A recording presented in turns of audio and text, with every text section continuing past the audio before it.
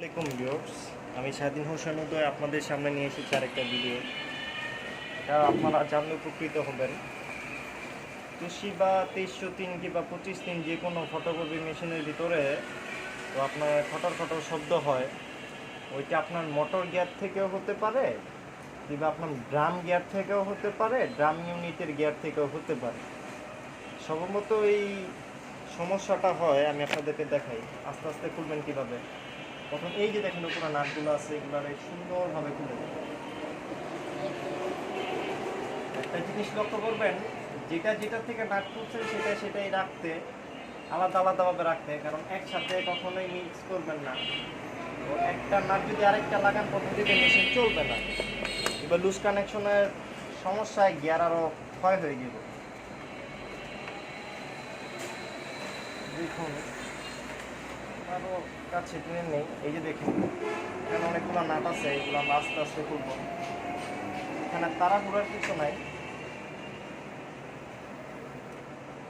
আস্তে আস্তে আমরা নাটটাকে খুলে নেব।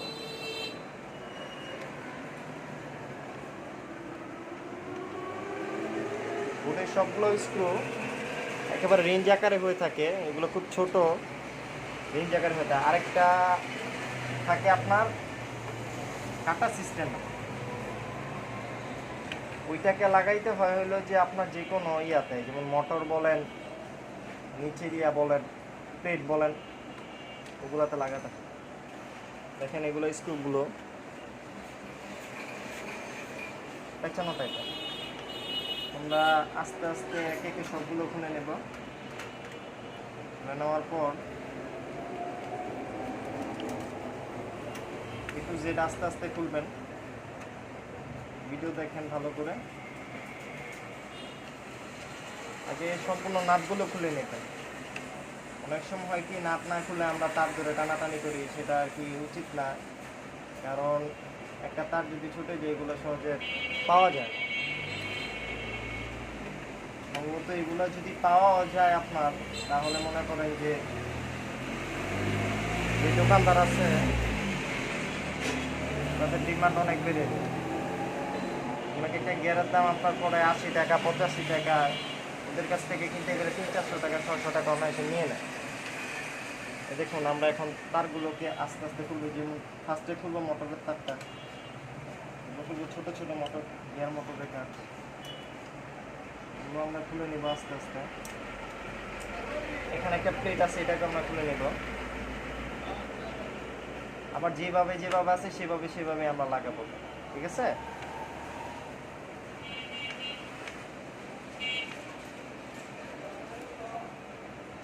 এখন আমি আস্তে আস্তে খুলে নিলাম। এখানে তাড়াহুড়া কিছু নেই, খুব ঠান্ডা মাথায় এই কাজ করতে হবে। আপনারা হয়তো বা নতুন হলে একটা ছবি তুলে নেবেন, তারপর যে আপনার মেশিনটাকে খুলবেন, নয়তো কোনটা কোন পাশে লাগাইবেন সেটা আপনি নিজেও মনে রাখতে পারবেন না, ঠিক আছে। ভিডিও করে নেবেন, সবচেয়ে সুবিধা হবে। তারপর যেইটা যেখানে ছিল সেটা সেখান থেকেই আবার ফিটিং করবেন। দেখুন আমাদের এগুলো সবগুলোই ভালো আছে, গিয়ারগুলা। শুধু আপনার আমি দেখে আপনাদেরকে খুলে,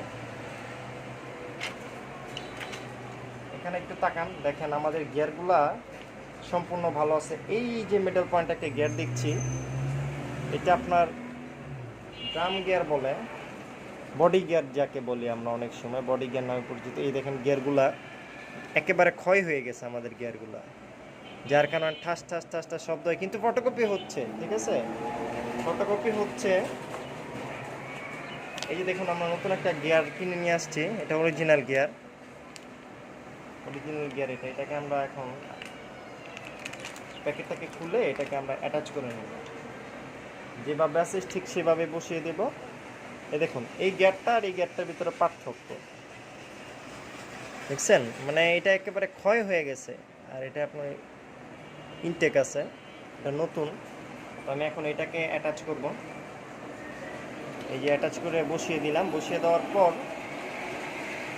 এই দেখুন এখন চলছে। আবার আমি সেট বাই সেট এটাকে সেট করে নেব, স্টেপ বাই স্টেপ এটাকে সেট করে নেব। দেখুন আপনারা আমি কীভাবে করছি। অনেকে হয়তো বা এগুলো জানে না, মিস্ত্রি ডাক দেয় এই সেই, তখন মিস্ত্রিরা মনে করেন মোটা অঙ্কের টাকা নিয়ে যায়। আর আমি তো ভুক্তভোগী, আমি আর কি মনে করেন যে অনেকবার ভুগছি। এই যে দেখুন এখানে ফিটিং হয়ে গেছে, এখানে অটোমেটিক ফিটিং হয়ে গেছে। তো এখন আমরা কি করব, স্ক্রুগুলো লাগিয়ে নেব। এখানে ঠান্ডা মাথায় কাজ করতে হয়, কোনো উত্তেজিত হওয়ার কোনো কিছু নেই কিংবা নার্ভাস হওয়ার কোনো কিছু নেই। আপনি যেভাবে খুলবেন সেভাবে কিছু চেঞ্জ করবেন, আবার আটকে রেখে দেবেন। অনেক সময় হয় কি মেশিন আমরা খুলি ঠিকই, কিন্তু আমরা লাগাইতে পারি না, তখন আরও ভয় ঢুকে যায় যে হ্যাঁ কী করলাম। আর যতটুকু চেষ্টা করবেন যে নিজেরটা নিজে রিপেয়ার করার। এই যেমন আপনার গিয়ার টিয়ার আছে, কারণ এগুলা দেখা যায় ছোট একটা বিষয়, একটা গিয়ার কতই বা 200-100 টাকা। এখন নিয়ে আসলেন, একটা মিস্ত্রি দিয়ে লাগাইলেন, ওনারা 2-3 হাজার টাকা বুঝা দিত। এই সেই সমস্যা, আবার নিয়ে গেলেন মেশিনটা ক্যারি করা যেন অনেক সমস্যা হয়ে যায় ক্যারি করতে গেলে। আবার দেখা যায় ওরা আসার সময় কিছু মালপাতি নিয়েও আসে না।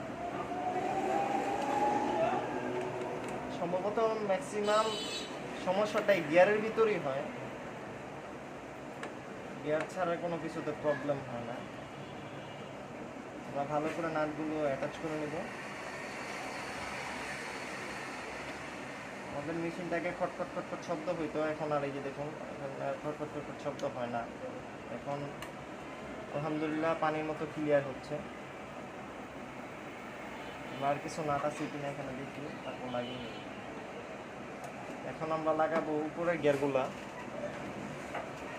স্ক্যানার গিয়ার বলে নিয়ে বলেন, এগুলো লাগাবো এখন। দেখুন এটা আপনার লাগাতে হয় মাঝখানে, ঠিক আছে? এটা মাঝখানে লাগাবেন, তবে দেখে নিন তাহলে ভিতর দিয়ে অ্যাটাচ করা যায়।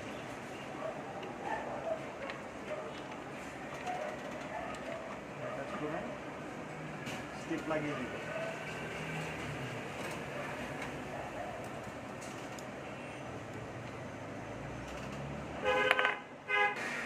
এখন আমরা মোটরের ক্যাপগুলো লাগিয়ে দিব, ঠিক আছে? আর উপরটা চেষ্টা করবো যে আগে ক্যাপটা লাগিয়ে তারপর মোটরটা লাগানো। ক্যাপটা লাগিয়ে এই যে মোটরটা আমরা এটা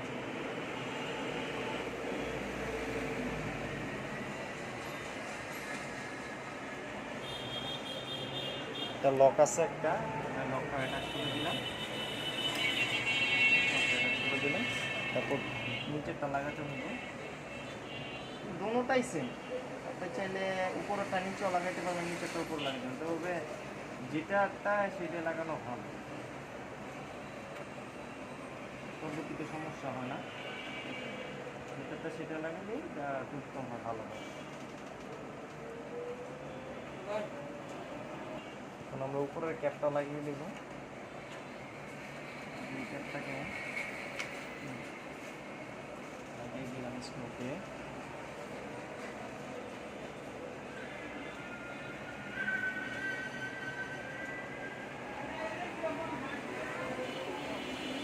লাগিয়ে দিলাম। এখন উপরেরটা লাগাবো আমরা, একেবারে উপরে যে পয়েন্টারটা আছে এটা সম্ভবত আমরা পরিষ্কার করে নেব। অনেকেই এইভাবেই লাগাই দেয়, যেমন আমি এইভাবেই লাগাইতেছি। তো আপনারা চেষ্টা করলে পরিষ্কার করে লাগাইতে, আমার হাতে সময় নেই, যার কারণে ভিডিও করতেছি, এটা আমরা লাগাই হয়ে গেছে। এখন আমরা নাটগুলো অ্যাটাচ করে দেবো।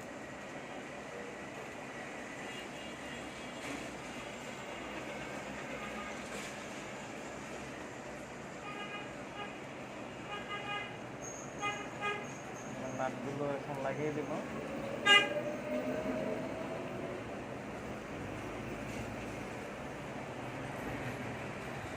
আমাদের নাটগুলো অ্যাটাচ হয়ে গেল। এখন আমরা তারগুলো এই অ্যাঙ্গেলের ভিতরে পুশ করে দেব, নয়তো তারগুলো আপনার ছিঁড়ে যাবে। পরবর্তীতে খোলার সময় মেশিনের ছিঁড়ে গেলে অনেক সমস্যা, কারণ তারগুলো পাওয়া যায় না। ক্যাপের ভিতরে দিয়ে দিব আমরা তারগুলো, তাহলে আমাদের তারগুলো সেফ থাকবে, নষ্ট হবে না। আমরা দিয়ে দিলাম।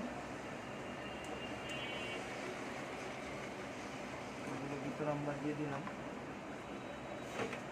আমাদের কাজ শেষ, এখন কমপ্লিট। এবার চেক করে দেখে নেব আর কিছু বাকি আছে কিনা। হ্যাঁ, এখন আমরা মেশিনে পাওয়ার দিব।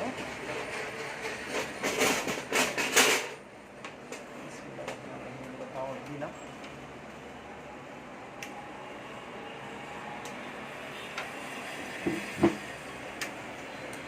পাওয়ার দিলাম, দেখুন এখানে ঘুরবে কিন্তু